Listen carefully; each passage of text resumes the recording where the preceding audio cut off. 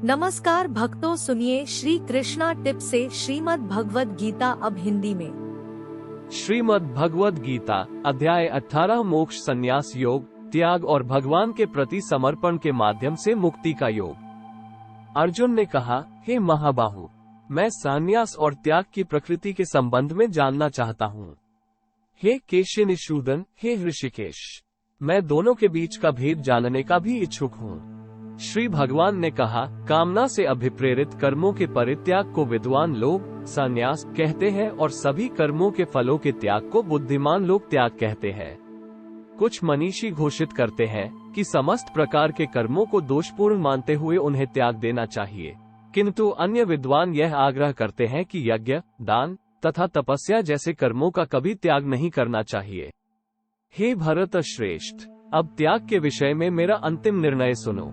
हे मनुष्यों में सिंह, त्याग के लिए 3 प्रकार की श्रेणियों का वर्णन किया गया है। यज्ञ, दान तथा तपस्या पर आधारित कर्मों का कभी परित्याग नहीं करना चाहिए। इन्हें निश्चित रूप से संपन्न करना चाहिए। यज्ञ, दान तथा तपस्या वास्तव में महात्माओं को भी शुद्ध करते हैं। ये सब कार्य आसक्ति और फल की कामना से रहित होकर संपन्न करने चाहिए। हे अर्जुन, यह मेरा स्पष्ट और अंतिम निर्णय है। नियत कर्तव्यों को कभी त्यागना नहीं चाहिए। मोहवश होकर निश्चित कार्यों के त्याग को तमोगुणी कहा जाता है। नियत कर्तव्यों को कष्टप्रद और शरीर को व्यथा देने का कारण समझकर किया गया त्याग रजोगुणी कहलाता है। ऐसा त्याग कभी लाभदायक और उन्नत करने वाला नहीं होता। जब कोई कर्मों का निष्पादन कर्तव्य समझकर और फल की आसक्ति से रहित होकर करता है, तब उसका त्याग सत्वगुणी कहलाता है। वे जो न तो अप्रिय कर्म को टालते हैं और न ही कर्म को प्रिय जानकर उसमें लिप्त होते हैं, ऐसे मनुष्य वास्तव में त्यागी होते हैं। वे सात्विक गुणों से संपन्न होते हैं और कर्म की प्रकृति के संबंध में उनमें कोई संशय नहीं होता।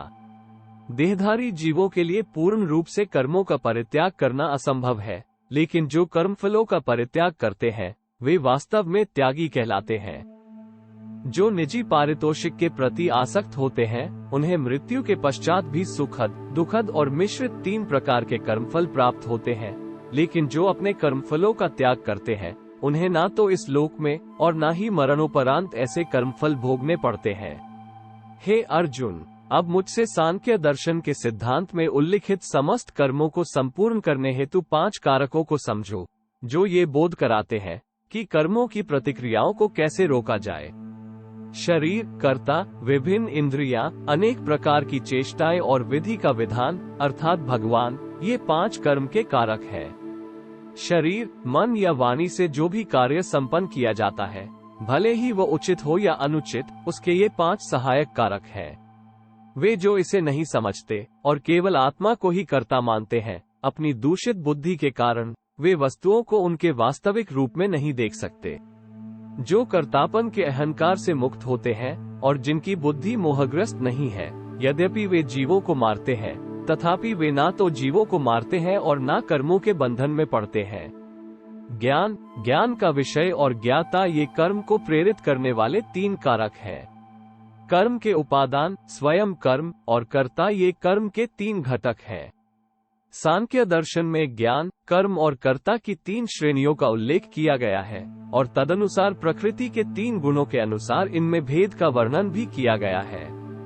इन्हें सुनो और मैं तुम्हें इनका भेद बताता हूँ। जिस ज्ञान द्वारा कोई नाना प्रकार के सभी जीवों में एक अविभाजित अविनाशी सत्य को देखता है, उसे सत्वगुण प्रकृति ज्ञान कहते हैं।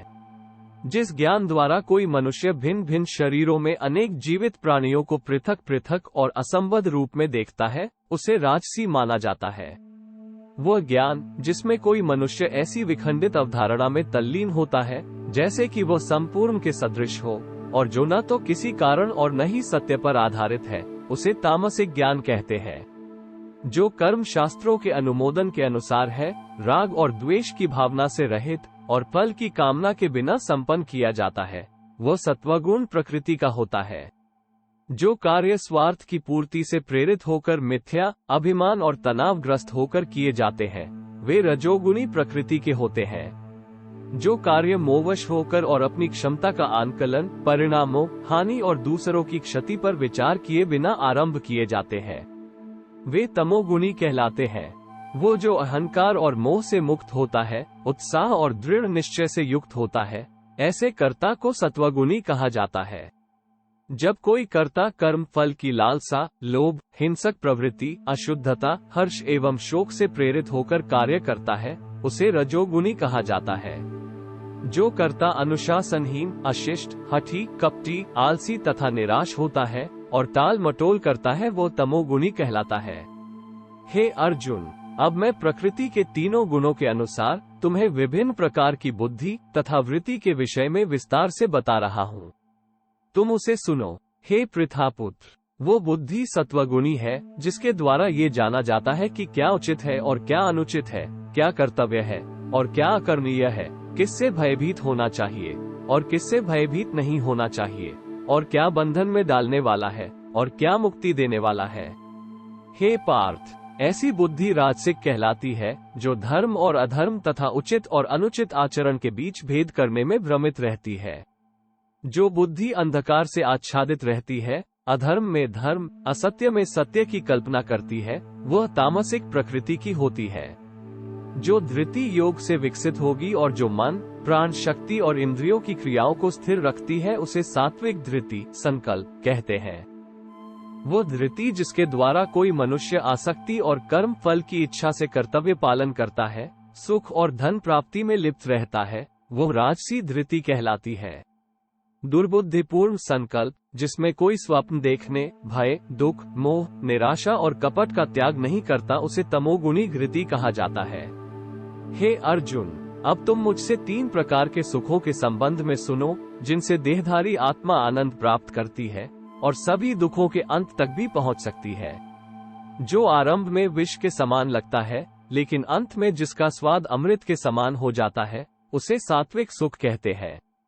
ये शुद्ध बुद्धि से उत्पन्न होता है, जो आत्मज्ञान में स्थित होती है। उस सुख को रजोगुणी कहा जाता है, जब यह इंद्रियों द्वारा उसके विषयों के संपर्क से उत्पन्न होता है। ऐसा सुख आरंभ में अमृत के सदृश लगता है और अंततः विष जैसा हो जाता है। जो सुख आदि से अंत तक आत्मा की प्रकृति को आच्छादित करता है और जो निद्रा, आलस्य और असावधानी से उत्पन्न होता है, वो तामसिक सुख कहलाता है।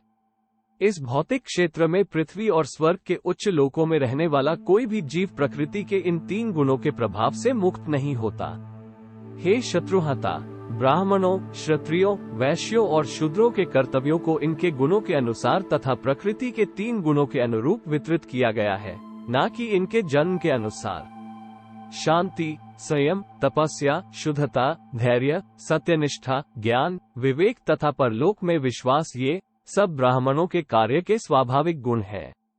शूरवीरता, शक्ति, धैर्य, रणकौशल, युद्ध से पलायन न करने का संकल्प, दान देने में उदारता, नेतृत्व क्षमता, ये सब क्षत्रियों के कार्य के स्वाभाविक गुण हैं। कृषि, गोपालन और दुग्ध उत्पादन तथा व्यापार वैश्य गुणों से संपन्न लोगों के स्वाभाविक कार्य है। शुद्धता के गुण से युक्त लोगों के श्रम और सेवा स्वाभाविक कर्म है। अपने जन्मजात गुणों से उत्पन्न अपने कर्तव्यों का पालन करने से मनुष्य पूर्णता प्राप्त कर सकता है। अब मुझसे सुनो कि कोई निर्धारित कर्तव्यों का पालन करते हुए कैसे पूर्णता प्राप्त करता है। अपनी स्वाभाविक वृत्ति का निर्वहन करते हुए उस सृजक भगवान की उपासना करो, जिससे सभी जीव अस्तित्व में आते हैं और जिसके द्वारा सारा ब्रह्मांड प्रकट होता है। इस प्रकार से अपने कर्मों को संपन्न करते हुए मनुष्य सरलता से पूर्णता प्राप्त कर सकता है। अपने धर्म का पालन त्रुटिपूर्ण ढंग से करना अन्य के कार्यों को उपयुक्त ढंग से करने की अपेक्षा अधिक श्रेष्ठ है। अपने स्वाभाविक कर्तव्यों का पालन करने से मनुष्य पाप अर्जित नहीं करता। किसी को भी अपनी प्रकृति से उत्पन्न कर्तव्यों का परित्याग नहीं करना चाहिए, चाहे कोई उनमें दोष भी क्यों न देखता हो। हे कुंती पुत्र, वास्तव में सभी प्रकार के उद्योग कुछ न कुछ बुराई से आवृत रहते हैं, जैसे आग धुएं से ढकी रहती है।